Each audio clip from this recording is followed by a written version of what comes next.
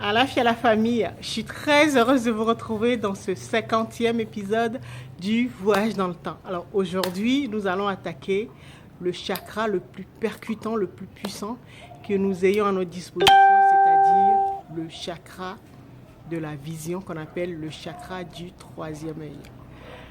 Alors, vous savez, quand on avait commencé cette aventure, l'objectif, c'était de trouver le moyen de sortir de cette prison matricielle pour pouvoir retrouver notre souveraineté, pouvoir décider de la direction que nous voulons donner à notre expérience terrestre et retrouver toutes nos capacités, notre pleine capacité pour que cette aventure terrestre se passe au mieux. Et donc, nous avons remarqué que durant notre enfance ou notre adolescence, nous avons chuté et donc nous avons perdu nos capacités.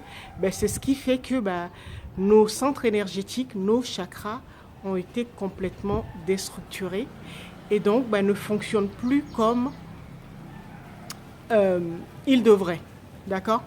Et donc, nous avons vu que l'organisation des chakras était constituée de deux équipes, des chakras supérieurs, donc le chakra numéro 5, numéro 6 et numéro 7, c'est-à-dire le chakra de la gorge, le chakra de la vision et le chakra couronne, fonctionnaient par trois, donc dans les chakras supérieurs, et nous avons également les chakras inférieurs, donc c'est-à-dire leur correspondance dans la matière, dans les chakras inférieurs, c'est-à-dire le chakra racine, le chakra numéro 1, le chakra sacré, le chakra numéro 2, et le chakra du plexus solaire, le chakra numéro 3.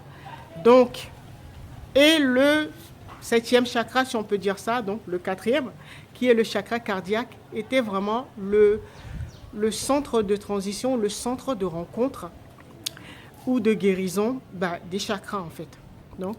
Et donc, c'est ça qui nous permettait en fait de changer de dimension, d'une dimension inférieure à une dimension supérieure. C'est-à-dire de renouer les deux équipes de chakras, si on peut dire ça.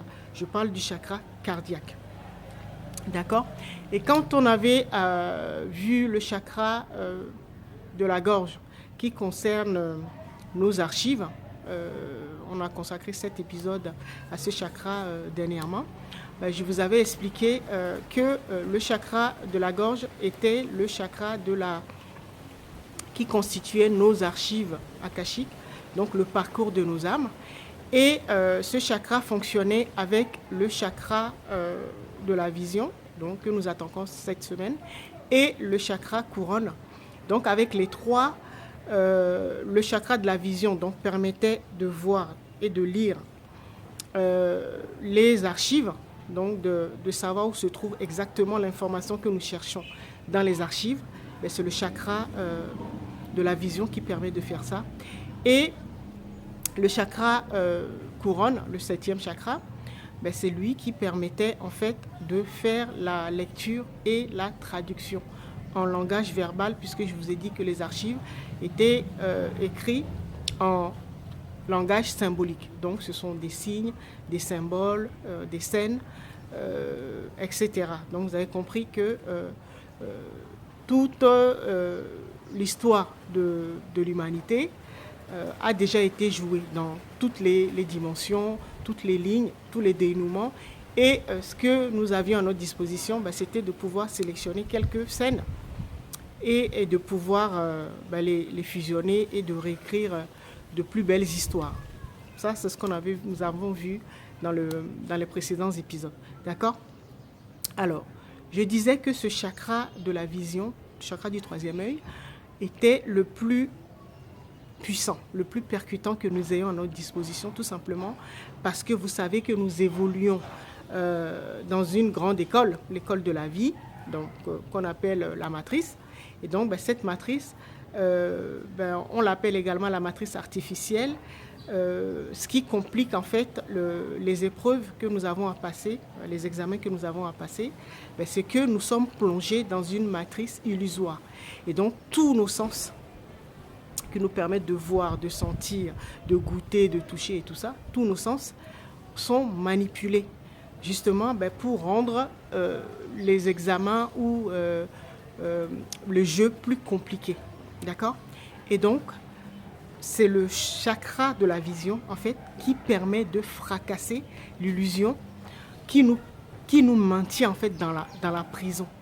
Parce que quand on retrouve son troisième œil, en fait, son œil spirituel, l'œil de l'unité, en fait, nous pouvons vraiment voir la réalité des choses ou des événements qui se passent. Nous pouvons voir la réalité des êtres. Quand un être, nous sommes en communication ou en interaction avec un être, n'importe quel être de tous les règnes, nous pouvons voir vraiment quel esprit ou quelle entité pilote vraiment cet être. Nous avons la capacité de voir les avatars des gens, leur corps, mais nous ne savons pas quel esprit pilote leur avatar. Nous ne savons pas si c'est vraiment leur divinité, la divinité de la personne qui se trouve, l'être qui se trouve en face de nous. Nous ne savons pas si c'est sa divinité avec qui nous interagissons ou si ce sont les forces du bas astral. Parce qu'en fait, nous évoluons dans le bas astral et beaucoup de gens sont dans le bas astral et très peu, c'est quand on passe vraiment de l'autre côté, quand on a ascensionné et qu'on passe vraiment dans les dimensions supérieures, c'est-à-dire le haut astral. Parce que l'astral, vous savez, c'est lié aux émotions et donc en fait, ça ne sert à rien d'aller chercher à faire des voyages astraux parce que nous évoluons déjà dans le monde astral. Et quand nous retrouvons notre œil spirituel, c'est-à-dire notre troisième œil, nous pouvons voir la réalité des choses. Nous pouvons voir vraiment ce qui se passe dans le monde. Quand nos dirigeants, les dirigeants de nos pays, prennent des décisions, nous pouvons savoir si vraiment ce dirigeant est vraiment piloté par une divinité ou c'est pas une force du bas astral. Et comme ils savent, je parle des entités du bas astral, qui sont les examinateurs de notre école. Ce sont ces personnes qui nous font passer les examens, qui nous font passer d'une dimension à une autre, qui nous permettent d'ascensionner. Et donc, elles savent que nos sens ont été manipulés et que beaucoup n'ont pas retrouvé leur troisième œil. Et donc, du coup, elles jouent avec nous, je parle de ces entités, jouent beaucoup avec nous et donc demandent souvent notre consentement parce que elles savent que nous ne voyons pas la réalité des choses, surtout quand nous n'avons pas retrouvé notre troisième œil. Et donc, c'est comme ça que, par exemple, quand nous n'avons pas encore retrouvé le troisième œil, nous allons partir, par exemple, dans une église ou un lieu de culte.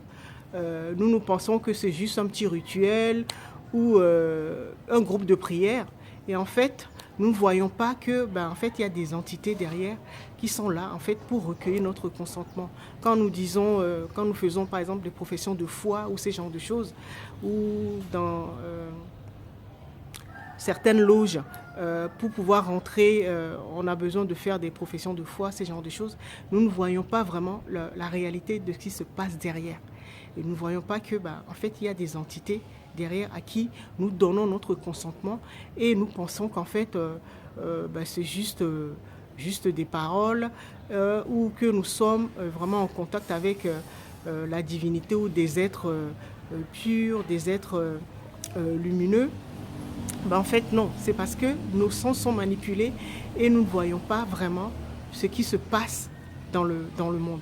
Et c'est à travers ces illusions, cette illusion que la matrice nous plonge, nous maintient vraiment à sa merci, parce que nous ne voyons pas.